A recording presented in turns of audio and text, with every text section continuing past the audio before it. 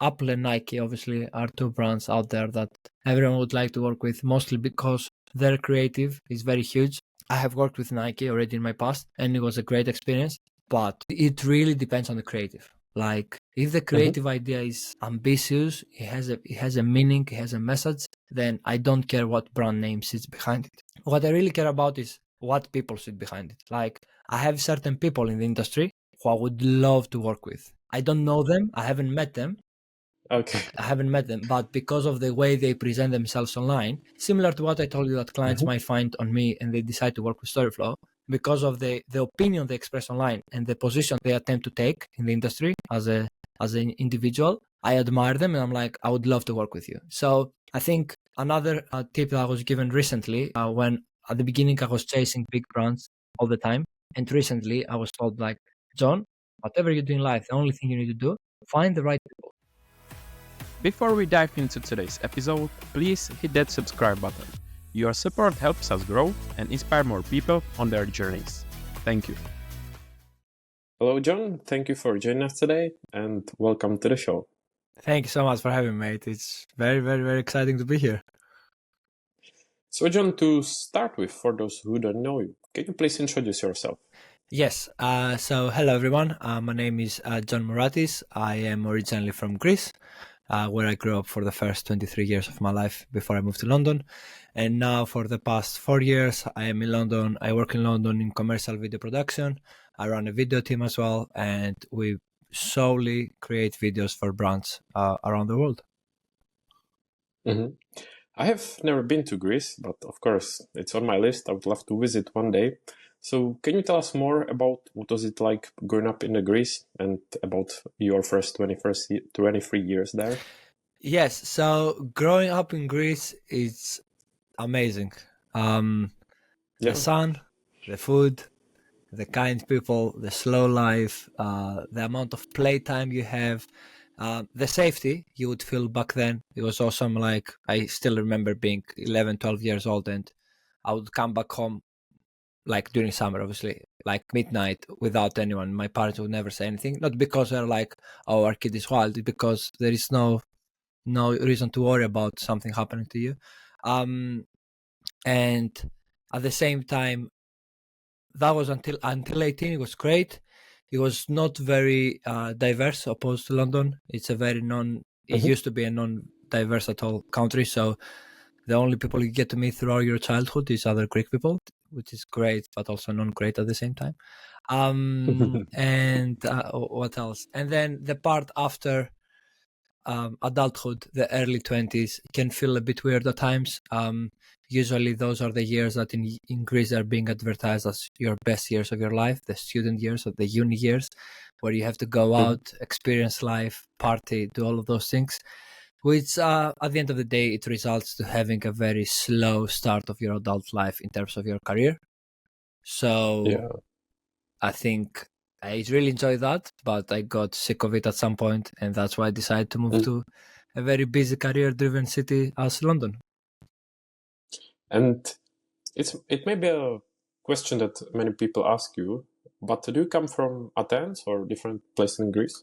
I'm not from Athens. I'm from a city called Thessaloniki, which is the second biggest city after Athens. It's in the north. Oh, okay. For any UK people, the easy way to describe it, if Athens is London, Thessaloniki is like Manchester, basically. Is there a competition between Of course these there two is. cities? Of course there is. Mostly because of football. But yes, there is a lot of competition. And before, when you talked about what was it like before in the Greece, it sounded like that it changed, or was it just my impression, or is it different now? I think as we feel throughout at least all the West world, our generation changing things much more rapidly than the previous generation, as our parents did from their grandparents, etc. Like, I think because of technological advancements, like as the internet and social media nowadays, things catch up very quickly, which it means like people get exposed to different cultures and everything, even if you don't have someone living next door to you, because of social media, because of the interaction, because of the reference and the inspirations and the role models, you get inspired by other cultures either way. So that instills some openness to the Greek culture in general, which otherwise they're very lovely people. They're very good hosts in terms of having people coming for tourism. But in terms of people living with them, like it's a very religious country as well, so it can get a bit tricky at times. But I think our generation is much more open, so that invites a lot of people from Asia, the other countries of Europe, to live in Greece. So right now, situation is much more diverse than it used to be, obviously. And also, I feel like the part that you emphasized was the safety. Has it changed since then? That it's not as safe as before? I'm not sure, to be honest with you, if it's not as safe as before. At least I felt safe. Obviously, I'm sure that people living in different parts of the country or within different family environments, they might felt less safe than I did. But one thing I can say for sure, the reason I noticed that so strongly is because I moved to London, which is not the safest place in the world. Like if I would have my kids here, I would not act the same way. So I think the difference between the two places kind of made me realize how was the environment back there. So since you now focus on video production and content creation, what is it that you actually studied? Very good question. As many creative people, I'm not coming from a creative background. Creative was the getaway to exit a path that I entered, but I didn't really want to be part of.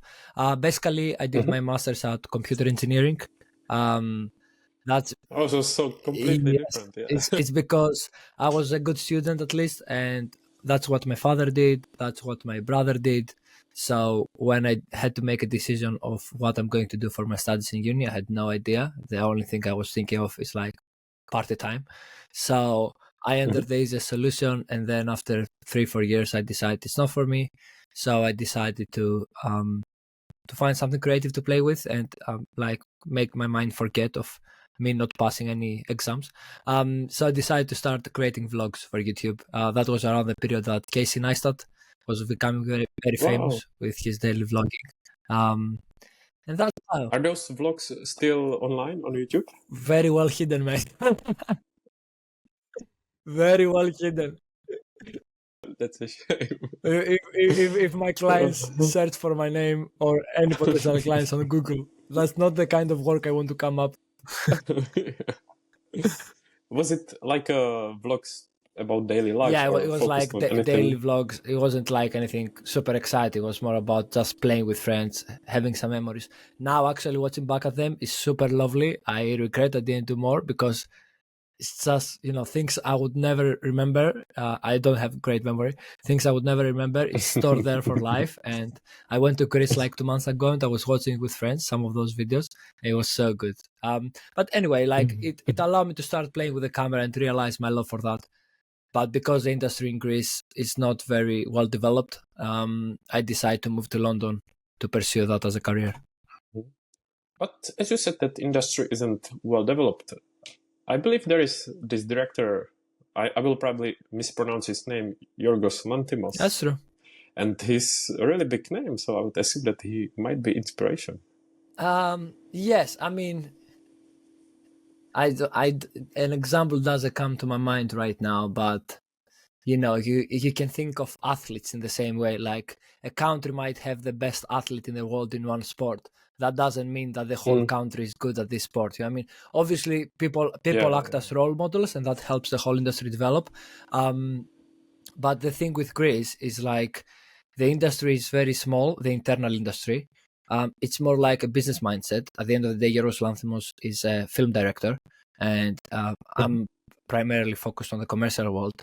And if brands, businesses don't decide that it's a good investment to invest in video, then there is no money, even if you have very talented people, which I believe Greece has very talented people in that spectrum.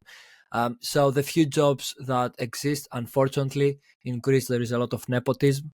So unless you have a very good connection or unless you are a relative of someone who is already in the industry, it's very, very difficult to get a foot in. Some people have managed to do it in an amazing way, but I think if they would put the same effort in an environment that helps them evolve instead of fights against them all the time, I think they would do even bigger things. Yeah, I'm afraid that the industry, like the film industry in general, is very competitive. and unless you have connections or relatives, as you mentioned, it's quite tough to get in. Yeah, absolutely. What was then the reason to pick London, in London specifically? So, very good question. First of all, London is the biggest industry within the commercial video production world within Europe. I wasn't planning to leave Europe because I have never lived away from home. I want to live somewhere close to home, etc. Second, I love the UK. I wasn't very good at speaking English, but apart from Greek, English was the only language I had. And obviously, if you got many countries speak English throughout Europe and the world, obviously, but speaking the local language is always a big benefit because otherwise you have to go through that process as well. And learning languages is not my forte, I would have to say. And obviously, it was the fact that I have visited London before. I knew the city. I loved the city. Many friends of mine studied London or on some small cities around. Then think at the same time it happened that my brother would move here, so it was a good opportunity for me to move abroad without having no one there to support me. Only because when I moved to London or when I would move wherever I would move, I didn't have a job secured. It was just a leap of faith to go and find better luck in some other place. Yeah. So what did you feel like when you moved here? Because obviously it was very exciting, a new phase of the life, but at the same time, I assume that must have been stressful, or what was it like? It was very stressful. I moved here August 2020, so I moved between lockdowns. Oh yeah. So the first August 2020 to March 21, that's about 7-8 months, I believe. I didn't have any job, so I was going through my savings, which it's perfect time. yeah, but at the same time, I have to mention, like, it wasn't a decision. I was like, okay, that's the perfect time. It's more about from January 21 for whoever know, Brexit started to be in to exist and be in operation. So it would mean that after it would mean I would need the visa. Outside of UK, we know how painful this is. So it means I would need the visa. So I had to move before January 21. That's why I made that decision. Okay. But yeah, it was okay. It was what it was. Right now, I don't regret in any way. At the time, it was a bit painful, but that's fine. It's part of the process, I believe. Mm-hmm. So what was your plan once you get in? Because I assume that you wanted to pursue your passion, such as content creation or video production, but it's not that easy if you move to the new city to find work in the industry. Yes, you're correct. In no way I want to sound like I had my shit together. I didn't. I had no plan. Like I always describe to people, like, I don't want to describe myself as someone who fought really hard at the start of his early 20s, etc. Like, I had a lovely family who support me, and I was very privileged. So I spent some time like experiencing life. So it's not that I had a lot of experience with going through jobs and finding jobs and stuff like that. It was my first time here. What I realized though, it was like, how can I offer value to people? So I start by taking some photos for behind the scenes and more stuff like this, because it's always like the easiest way to get in the industry, at least the way I knew it back then, and based on the skills that I had. So yes, I was just going on sets for no money, making nothing, just taking some behind the scenes pictures, sending those to people later, thanking them for having me, and then throughout that build some connections that once the industry opened up, they helped me to get some more jobs in. Yes. Well, and by the way, when I say opened up, I mean it's when the restrictions from the lockdown were lifted and things started rolling again. Yeah. Mm-hmm.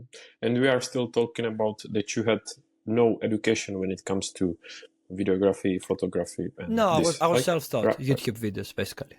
Yeah. Yeah, that's what I find impressive, because you can spend a lot of money on education, but in the end, as we said, if you don't have any connections, you still need to start on the bottom. So I think this is a great example that if you are hardworking, and if you go for it, you can achieve it. Absolutely. And whoever wants to put their career first, because university can be a great experience. From my years of experience in UK as well, as soon as you turn 18, go and find good people to work under Mm-hmm. and learn. You will learn so much faster. Like, obviously, for me, unfortunately, the education in Greece is free. It's part of the tax you pay. So the whole idea of paying like 20, 30 grand for a university degree was beyond me, no matter how student Mm-hmm. loans work. So I would never do that either way. But at the end of the day, if you want to learn, the best way to learn is working under the right people. And when I say the right people, it's not only refer to their skill set, it refers to them being nice people to work under. You don't want Yeah. someone who will work you to death, basically. Mm-hmm.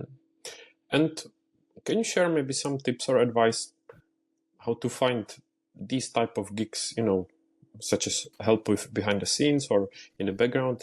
Because to start somewhere, but it's still probably hard to find or where to look or whom to speak to. Have you got any advice? Yes, it depends obviously where you're based, but the easiest way I will say so is that the video production industry is mostly operating through Instagram.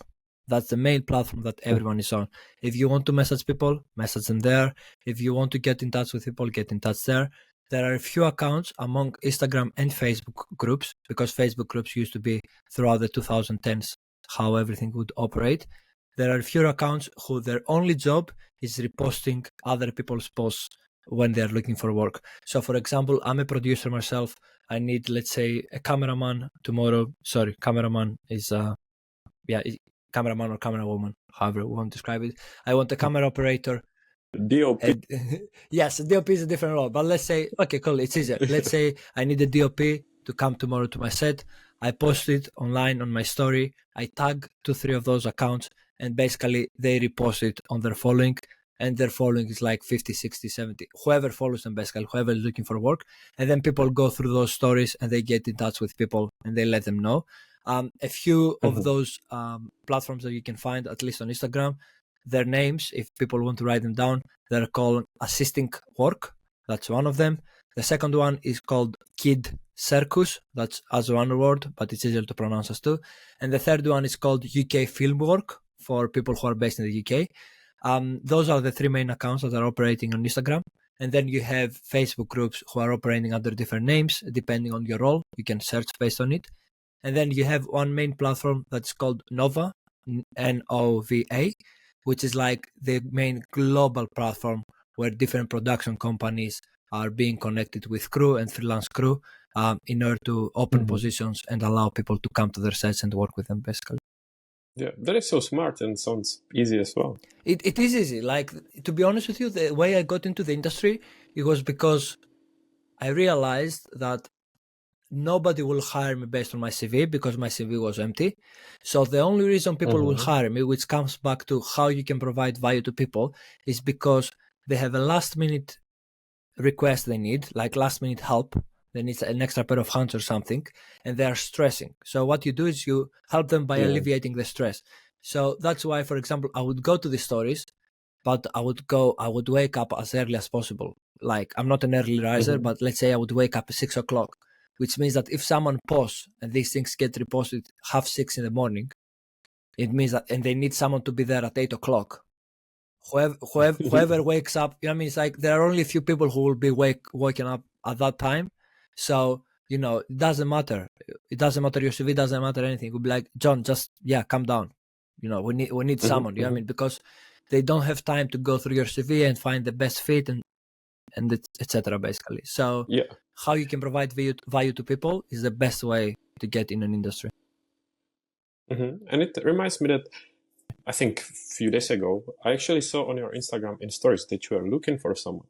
So when there is a scenario like this, can you say, for example, how many people are interested in doing the gig?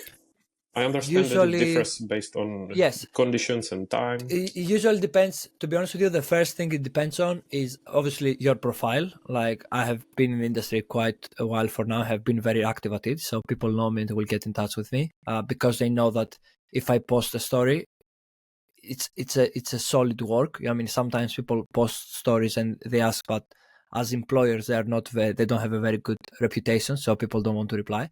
But I would say, and the second thing depends on how the industry is. So, for example, the story you saw, it got about 100 replies, and now we are Oh, wow. yes, and we are talking within. That takes time to go through. We are talking within 7 to 8 hours. The reason though is because our industry at the moment is a bit slow. Like many people are looking for work, so many people are very active online. Our industry goes through phases in general. It depends. Like usually now because of technological things like AI, because of budgets and recession, marketing always gets a hit first before anyone else. So we are going through a weird phase at the moment, and many people are looking for work, primarily because as soon as we got out of COVID, the first 2 years out of COVID, it was so busy that so many people got in the industry as well. And now the demand and supply doesn't really count out. So it's a bit of a weird phase at the moment. And I honestly wasn't expecting so many replies. So it can be also advice for the other side. So when you've got so many replies, how do you then pick the right one? Because it's so many that it must be overwhelming. Yes, that's true. The way I pick the right one, first of all, is reputation. Unfortunately, like the projects we work on, we have very high expectations from the people we bring on board. So basically, I will go to the profile, and if they have worked with people I know and trust, because our industry, at least in London and global in general, it's not that big. Like people feel it is big, but at the end of the day, if you work a few years, you pretty much know most people. At least across your medium. Like for example, like the commercial world has different people than the narrative world, like features, than the reality world, like TV, than the music promo world. Obviously, these worlds have different circles. But yes, if they have worked with people I like and with people I trust, that means, the friend of my friend is also a friend. So that's one way. And the second way is how they reply to my message. If it's like, hello, John, I would be interested, and that's it. unless I know their name, unless they are an already made person, I know the name. It would be a no, straight no. Like, because I try on my stories to be specific, so I might say that I'm looking for a DOP that has drink experience, is available on the 1st of November, the suit is in London, the pay is that much. I might not say numbers, but there are certain specific way we describe rates in our industry. Now, if someone get in touch and they send me over a few examples I've done that's around drinks, they say I'm available on the 30th, they say I'm London based, etc., it means that they have read and they have replied, and I can keep the conversation with them without asking questions that they should reply to me from the first message, if that makes sense. So they give me a good example that they're going to be an easy person to work with because they are proactive. Yeah, I think you said it perfectly. I remember when I used to go to university, probably the biggest takeaway or advice that our professor used to say was that reputation is everything. You said that in the beginning, so I can completely agree. It takes a long time to build it, to develop it, and it can be broken or destroyed just in a second. So I can only agree with what you said. Absolutely. And then to come back to start of your career, when you moved to London, did you have like a role in mind that you wanted to achieve? Because, for example, as you started doing behind the scenes, did you know that you want to be, DOP or producer or something else? That's the first time someone asked me that question, actually. It is great to answer because I have a great, for me, great story to tell around that. I always wanted to be a director. I thought like the amount of creative expression I was getting through my early 20s, and it was feeling like a getaway from whatever I was doing in uni, because I was such a good student. I always had that validation that I was doing well in life. Then I went to uni in a very high expectation, high demand like place in any way, where I was with other very smart young adults, and I realized. Is it like a small fish in a big pond? Exactly. I realized that I am that smart. I belong here, but in order to be on the first, second place you were before, now you need to work. Before would be just the mind and the understanding and a bit of work here and there, but now you need to work. And obviously, people were much more passionate than me on the subject, and so they worked, and they had the mentality as well. Back then I didn't have the mindset. So the creativity made me validate the fact that I was good at something in my early 20s and something else, and I was feeling good. So from that part, I was like, okay, cool, that's what I want to do in my life, and director sounds great. The reason I thought about director is obviously because directors get also the most fame online. They get the most validation, they get the most credit. Plus, in Greece, because the industry doesn't have that many clear roles, many people are doing many different things because of the scale of the productions. A director is a very well-known role where, for example, you might not have like a DOP and the first assistant and the second assistant camera, and you might not have all these things. So when I moved here, I was like, okay, cool, I want to be a director, and that's what I want to do. Then I went on set, I saw a director, I was like, yeah, that sounds cool, they have the nice status, etc. And then my first proper job was a feature film I was part of for Netflix, and that's when I saw big scale production. It was a very entry level role. It wasn't anything crazy, but I was part of it. And can you name what was the production? So it's for a film called Choose or Die. It's a very low rated film. It was on Netflix actually it was like, I think it was rated first for a couple of weeks or so. It's with Asa Butterfield, whoever, for everyone who knows. So basically, yes, when I went there, I realized that my power hides in rationality, logistics, empathy, being good with people. Coming from a computer engineering background, I used to understand much more Excel sheets, numbers, organization than creative people do. So I was like, oh, okay, cool. Like, that's great. And then I saw what the producer does. And I was like, okay, cool. So they deal with the organization, they deal with the planning. They also deal with the creative, but they work more as an advisor on it. It's not their responsibility. And I was like, that's great. Because I've seen directors where it's because creative is their responsibility, and then they have a vision for what they want to create, and then the client pushes them towards another side, and then they don't want they don't create what they want. They start feeling a resentment towards their arts, because at the end of the day, they're first a professional and second an artist. So for me, the producer was like, okay, cool. I would never have to bear that feeling. Like, I can advise on the creative, but because it's not my responsibility, it's fine. Just make the budget work, make people feel good, and make good stuff. Yeah, that's really interesting to hear, because I actually studied film at university, and I remember in the first year, the professor asked us what role we would want to do or focus on in the last year. And as you said, the majority of people wanted to be directors, because of course, directors have biggest fame. When you see the movie, they are like number one behind the film. And throughout the years, you kind of discover that it's not that easy. I'm not saying that it's not a fulfilling or exciting job, but people discovered other roles, and in the end, there were just a few directors, and there's obviously a lot of pressure and all the points you mentioned. So I can totally relate to what you said. Well explained. I've never met one person who went to film school and they didn't say exactly the same story you said to me the first day. And I always say, like, at the end of the day, unfortunately, the way I describe it is like you pick like a small stone in London, and under it you will find the director. Like, there are so many of them. Like, honestly, there are so many. Yeah. Just a side note, I googled, I had a quick look, and the TV series that Asa Butterfield is in, I think it's Sex Education. Yes, it is. That's correct. Yeah, so it's a big one. And it was very popular, I remember when it came He's a out. very well-known actor. From a child, he has participated. I don't remember actually the name of the films. Unfortunately or fortunately for my good, I'm not great with films, to be honest with you. And as I said before, my memory is terrible, so I don't hold names.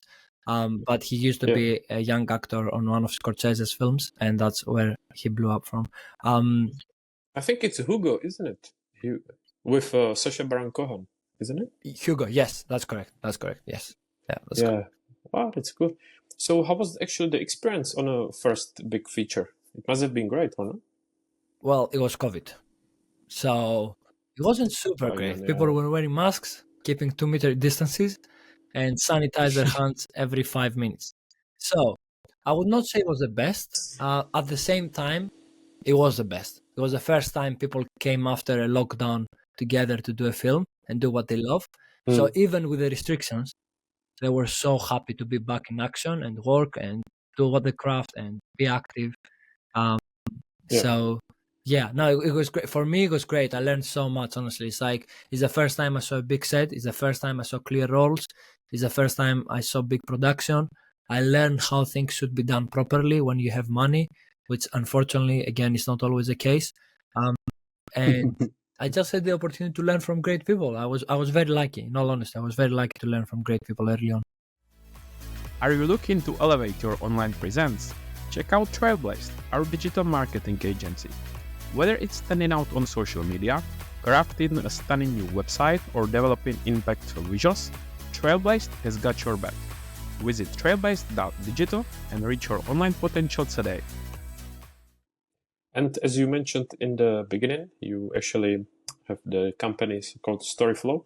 So can you tell us how did you get to it to set up your own company? Yes, obviously. So 2 years in, I did 3 projects in narrative. I did this Netflix film. I did a documentary with HBO for Richard Branson about his life. And then I did a TV series with James Corden called Mammals under Amazon Prime. Those were the 3 projects I did. The Mammals project, because it was a TV series, it was the longest project I did, which again, for some other films might not be that long, but it was like 5 months long. It was long hours every day. It was 6 days work week. It was during the summer. The summer was horrible in terms of like how the summer was in the super UK. warm. Yeah, Okay. it's like rainy all day. We're filming in fields. Like, I'm coming from Greece. My summer is getting on the bike and enjoying, being in the sea all day, and having cocktails. That was what my summer was. Sounds very privileged, I know. Sorry to everybody who is coming from northern countries, but that was the perspective I had. So, to be in all honesty with you, I loved so much, but it was tough, and I was like, well, do I want to do that for the rest of my life and just go through the ladder? Because the film structure is the most corporate structure in our industry. In order to get a high role, you have to wait a few years because there are many old people in the industry. So, there is always the thing of, oh, it took me 5-10 years back in the days to get that promotion. Why should it take him one? Even if you are, even if you are suitable for it. So that's when my supervisor, my manager back then, he was like, John, take a break. You did you have done like 9-10 months of very long shoots. Take a break and go to the commercial world, explore that. It's much shorter projects, it's good money, and see, come back when you feel like it. And that's what I did. I turned to the commercial world and to the fashion world. I did quite a lot of fashion as well. That's what I did for the next, until now, basically. And I loved it. It wasn't only the short form, it wasn't only the money. It was the fact that I was like, there is some opportunity here to tell stories about brands, and the distribution, the fact that I was like, we can create a TV commercial, and that TV commercial will be seen by so many people. And it's much trickier in 1 minute to tell a story that will touch someone, because at the end of the day, like, sorry to say it like that, but there is a lot of crap out there when it comes to commercials. Like, at least with films, because it's either someone's life project or there is a lot of money behind it. There is usually more sophistication and more thoughtfulness on how they are going to plan things. It doesn't mean it always comes out good, but at least people think about it. In the brand world, because of how fast people want to act, sometimes there is not much thought going into it. And nowadays, volume is so important that people just want to get out content and more content and feed your audience with more stuff, be visible, be on top of their mind, without actually thinking why you are on top of the mind. What are you on top of their mind of? So that opportunity drew me in very much. It seemed very attractive to me. It still is nowadays. And I think in a very selfish way, and that's how I started. It's not anymore, but in a very selfish way. I want to run my own company. I want to be my own boss. Unfortunately, social media got into me, entrepreneurship got into me. I was like, oh, well, you know, similar with the director, I will be that cool kid again who does their own thing. And that, Big yeah, CEO. that's why I started the company. It's a dumb decision to start the company for that reason. But that's why I did it. Fortunately, 2 years later, I found my path. I had conversations, I had hard times, and now I have found the purpose of why I'm doing what I'm doing. And I can, Mm-hmm. I can sleep in peace at night of why I'm putting so much effort into it, and not just, to look myself in the mirror and be like, oh, you are good, so you're great. People love you. Mm-hmm. Yeah, I'm glad to hear that, and it was a great piece of advice because people may, of course, it's a privilege to work on big productions, then see your name in the credits. But if that's something that you don't really enjoy and you don't see yourself doing for the rest of your life, why not explore something else? And as you said, you found something meaningful and Thomas, something absolutely. what works better for Absolutely. you. And like, to be honest with you, one thing I always say to people, I'm not a creative person. I try that to say to people, because friends of mine, they will be like, oh, John will help us. He works in the creative world. He's a creative. I'm like, no, I work in the creative world. I love creative people. I love working with creative people. I'm not a creative person myself. Um, and Mm-hmm. the another thing I always mention in terms of like my value to the projects we do in the creative way is a friend of mine. His name is Jake. He told me very well, John, you are not a writer. You are an editor. And what he means by that is, if you give me a blank Canva, I cannot come up with anything. I have no idea how to start something. Like, I cannot create something from scratch. But if you give me, let's say, a first draft of a video, I can tell you exactly what the notes should be in order to edit Mm-hmm. it for the second draft and have something that will be phenomenal. Yeah, yeah. You said it well. Actually, at first I thought that you are a creative person as well when I came across your profile on LinkedIn. So I'm not surprised that that's what people thought. But at least now they see what is the reality. And then can you try to introduce what do you do? Of course, your day-to-day job probably differs, but to get an idea, what is it, like your task, your daily activities, and what's behind the scenes? Yes, of course. So under Storyflow, my role obviously within the video production industry would be a producer. I will touch about the data of that. Within Storyflow, I also act as an client director, account management. Like, I also manage our clients because of we are small. We are a small team. But basically, when a brief comes in, usually we work with agencies, advertising agencies, branding agencies, marketing agencies. They send us a brief of one for their clients, and they're like, John, we have this video brief. We want to create this video project. We have, let's say, 3 companies that we want to pitch for it. And in that process, basically what we do is, from myself, I bid for it, which means like I create together a budget and I bid for the job based on the brief to understand if it's feasible. Sometimes the budget, you might have a job where that says 100, 200, 300K as a budget, and people will be like, that's amazing. And then you sit down to see how you will produce what you'll produce, and you see that it costs 400 to do it. So you're like, well, if I do that job, I will spend 4 months of my life and I will lose 100 grand. So it's Yeah, yeah, the numbers can sound amazing at times, but people really don't understand often how much production costs. Because in people's minds it can be like, oh, it's a camera person with a camera comes in, 5 people to help, set it up, that's it. Uh, Finished. So I budget for the project, and then I sit down with the director, and then with the director, based on the theme of the brief, we'll choose the right creative director to be responsible for it, and we'll create together what is called a treatment or a pitch, depending on the stage, which means like we'll decide on a creative idea and of how we execute it based on the brief and why they should work with us. And then based on that, we'll present on the client, we'll pitch for it, we'll compete for it.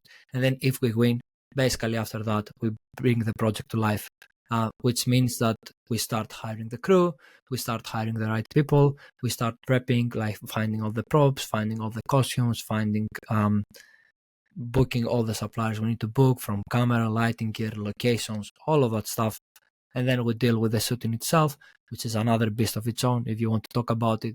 And then after the shoot, we deal with the whole post-production, which is like ensuring that we meet all the timelines. Because we work on larger scale projects, there is very strict schedules we need to follow because of the deadlines.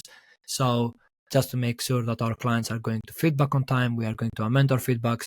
We always have legal process to go through as well, because it might be through bigger brands or it might be going through TV, so and broadcast in general. So we have to go through legal processes that they take a long time.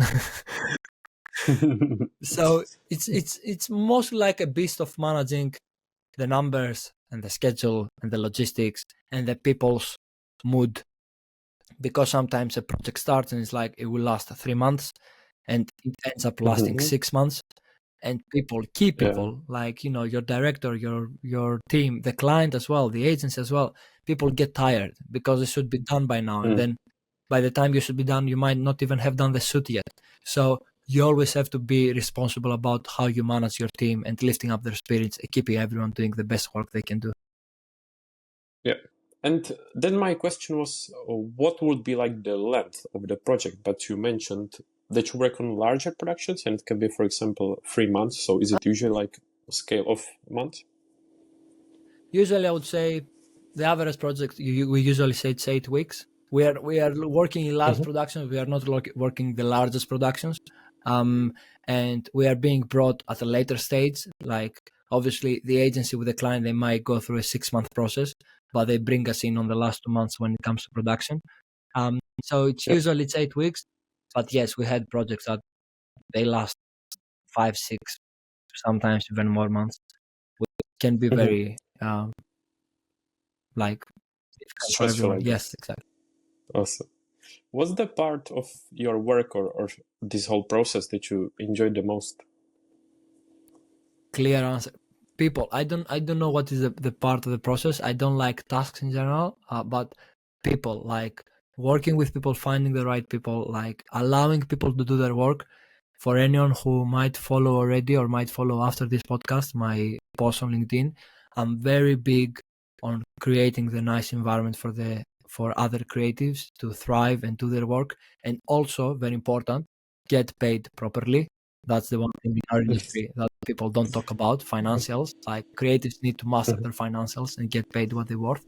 But yes, like, seeing people I know that they are very capable of doing great work, and in the past they have struggled in their freelance life or full-time life because people didn't give them the right opportunities. See them thrive because we create this environment where they can do that. And obviously that's a contribution of everyone, not only ourselves, our agency, our clients, the other people who work with my team. There is nothing more fulfilling. Like, I can go and work hours and hours and hours of tasks that I wouldn't otherwise want to do, only by seeing that kind of result within the team. Yeah. And I can also imagine that it must be quite stressful. So is it stressful for you? And if so, how do you deal with this, all the stress?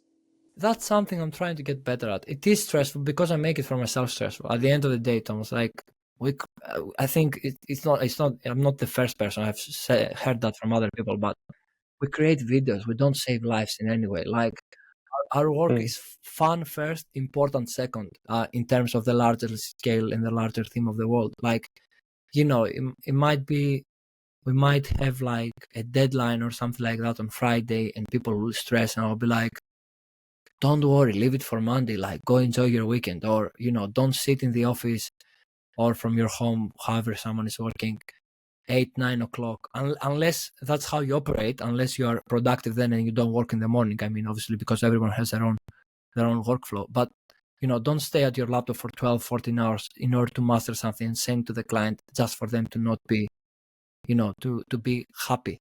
You know what I mean? I prefer to be like, take the hit. It's my responsibility. I will say to the client, sorry, we missed that deadline. And we take that hit, and based on that, we learn to adjust our timeline next time. And we play the long-term game. And I think apologizing, you know, we all make mistakes. It's fine. As long as our partners see that we are sincere, we care about them in the best way possible, they will stay with us for the long term. But, you know, just chasing mistake after mistake, try to fix it on the spot by damaging your own mental health and your own longevity, it's never a good thing. I have many friends who are like, 30, mid-30s, and they quit the industry because it destroyed them. Like they push themselves too hard, and obviously you cannot sustain that for a long period of time. Yeah, don't take it that seriously and focus on mental health as well. Don't underestimate it. Absolutely. Especially if it's a very competitive industry, but still need to stay alive and stay sane. Yeah. Absolutely. And as people can see, for example, from the website of Storyflow, you worked with some big brands, with some big clients. So how did you get to work with such a big names? First of all, thank you. I appreciate that. You can even name some, because like literally the biggest brands. I remember, Yes, for like example, Nike. We early on worked with Reebok. We have worked with TikTok Europe for a bit. We have worked with Time Out before. We have worked with Mini Cooper before. But the way we got the opportunity to work with such great brands, I think it was mostly being active online, like through my LinkedIn, helps our business quite a lot. Because at the end of the day, I'm vocal about. I try to have an opinion. I try to have a perspective. I try to not please everyone. And I think, at the end of the day, our industry, creative industry, is extremely talented. There are so many talented people in terms of the actual work, to do the work, that what matters a lot to the client, to us, to everyone who works with other people and collaborate, is finding nice people to work with, finding people you like to spend time with and work with them. Because as we said before, something can be a long project, it can be stressful. Find people who, the way I describe it, you have a Zoom call with someone. When you press that join the Zoom meeting or whatever platform you use, how do you feel? If you feel dreadful, if you're like, I hate to join this call, and you're like, Yeah. that's not a person you want to work Again. with. Oh my Yes. God. Obviously, you might have that even when you work with lovely people, if you had a long day or anything. But on a standard day, when I work with the right people, I want to join that call because I know I will laugh. I know, I know we'll have an open conversation. I know we'll solve problems and we'll make progress. So, yes, I think like being vocal online and having an opinion on certain things obviously made some people to not be the biggest fans of mine, but it made some other people to relate, resonate, and just reach out and be like, we might be able to work together. So I think that's what helped. Yeah, I like it. And it was a great example because I can see myself in it as well. It's like, you've got a call to join it and you're like, oh my God, I don't want to join or again. So, of course, everyone sometimes feels like that. But when there is one that you're excited to join, it makes a difference. Yeah, absolutely. Have you then got a brand or anyone that you dream to work with or you would like to work with? Very interesting question. I'm not sure, to be honest with you. Like it's like Apple and Nike obviously are two brands out there that everyone would like to work with, mostly because their creative is very huge. I have worked with Nike already in my past, not with Storyflow. I worked as a freelancer, and it was a great experience. But it really depends on the creative. Like, if the creative idea is ambitious, it has a meaning, it has a message, then I don't care what brand name sits behind it. What I really care about is what people sit behind it. Like, I have certain people in the industry who I would love to work with. I don't know them, I haven't met them, Okay.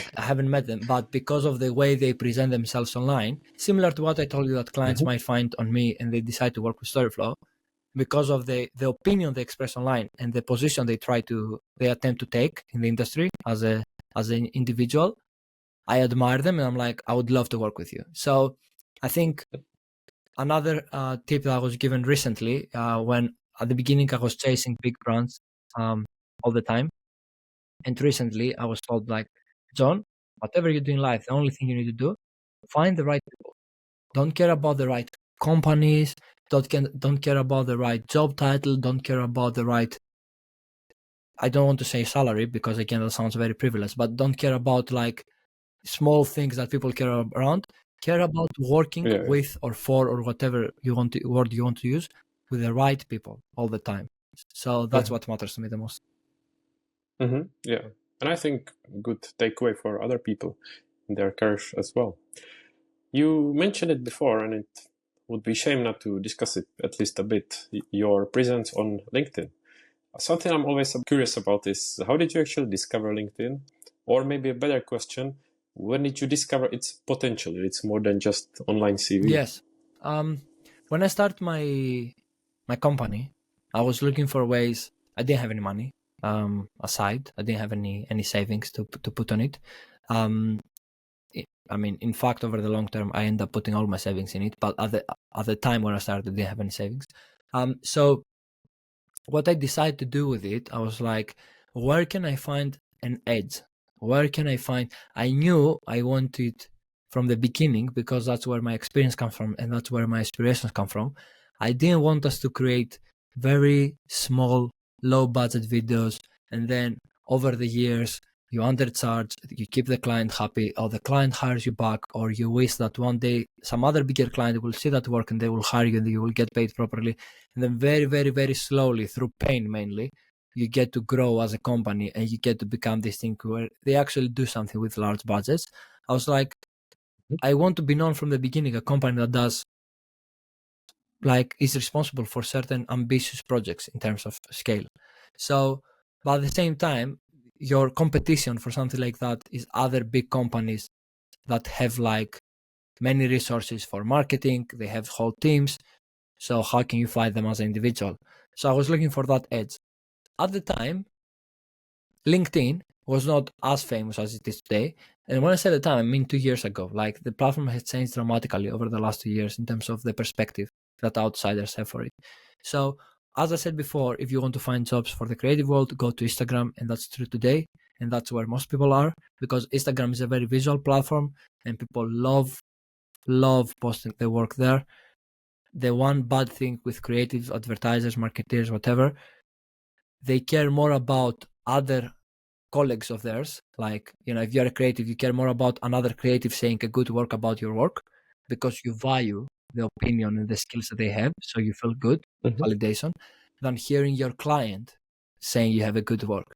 But the thing is, like, your client pays you. So for me, it was like, okay, cool, let me go to LinkedIn, where not many creatives exist. And when I say exist, I mean being active creators, because many people are very snobby about LinkedIn. They don't like it. They're like, oh, that's a very corporate platform. We're not active. Yeah. So let me go there where there is not going to be much of competition. The competition that exists on LinkedIn, it was similar to what I mentioned before. It was smaller companies who realized what I realized as well, that clients are on LinkedIn, but they didn't have that bigger production experience. So their position, their information, their knowledge comes from a very different place than mine comes from. And I think, like, it's the most consistent thing I have done. I don't know how impactful it is for me to say something that everyone says online, that consistency matters. But for the last 2 years, 5 days a week, I won't say every week, but most weeks, I'm there, I post online, I comment, I care, I try to provide value, I try to not post garbage. Eventually, sometimes I might have done so, but even that helped me to curate my content. And yeah, it works. Like, if you ask me, it feels like a long time ago when I started, but in the grand scheme, 2 years, it's not that much. Yeah. I was about to ask you for some piece of advice, but I think you just said that, because it's the truth. You've got some great following, more than 20K followers, which is impressive number. Some, good engagement. So I was about to ask you for advice, but is there maybe something else that you would point out? Yes, it depends on what you are on LinkedIn for. I know some people obviously are there just to collect numbers, but for me, I'm not that proud of the 20K followers. I'm more proud of what people exist within that 20K group. And there are some great, influential, very knowledgeable people around the creative industry. And I think that's something that I wasn't very considerate of at the beginning. At the beginning, I was like, oh, let's see numbers growing. Let's see numbers increasing. Yeah. Where are people from? From the other side of the world. What profession they do? Nothing related to what I'm talking about. Why do they engage? Just because they want me to engage back. And I was like, it doesn't matter. It's okay. It's follower number at the end of the day. Nowadays, I block many people. I stop interacting with many people, and I'm consciously trying to only attract people who exist within my industry.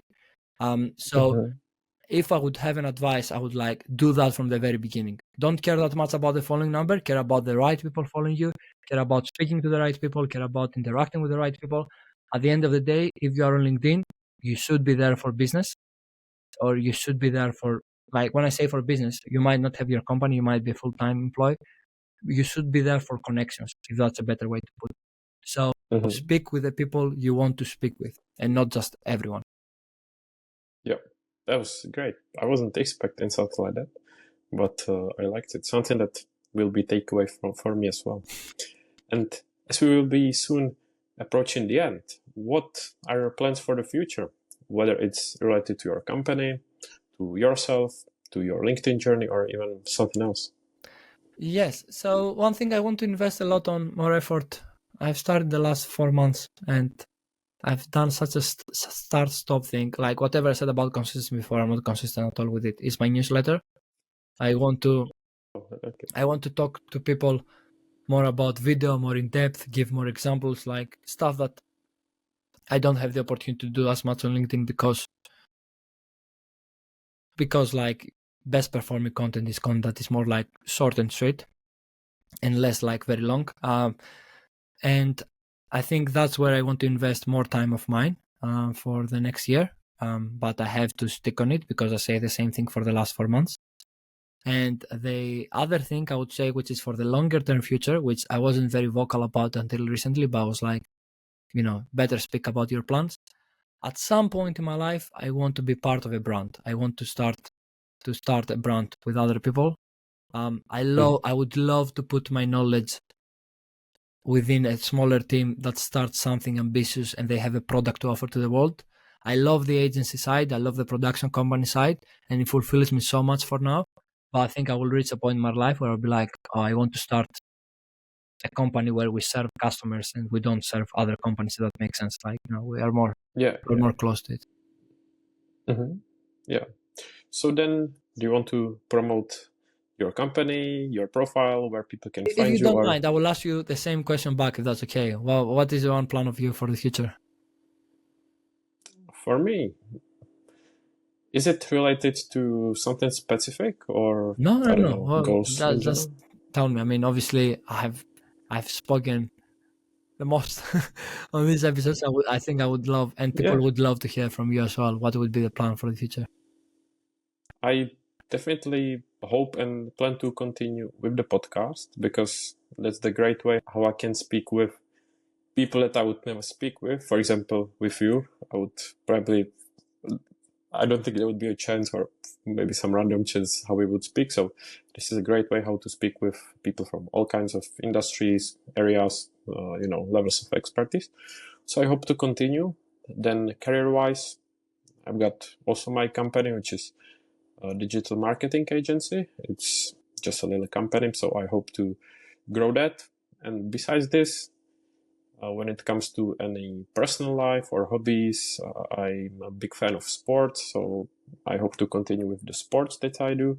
I hope to travel more and enjoy life. I know it sounds cliche, but it's not have time. That's what it should be about. I started going to the gym 4 months ago for the first time in my life.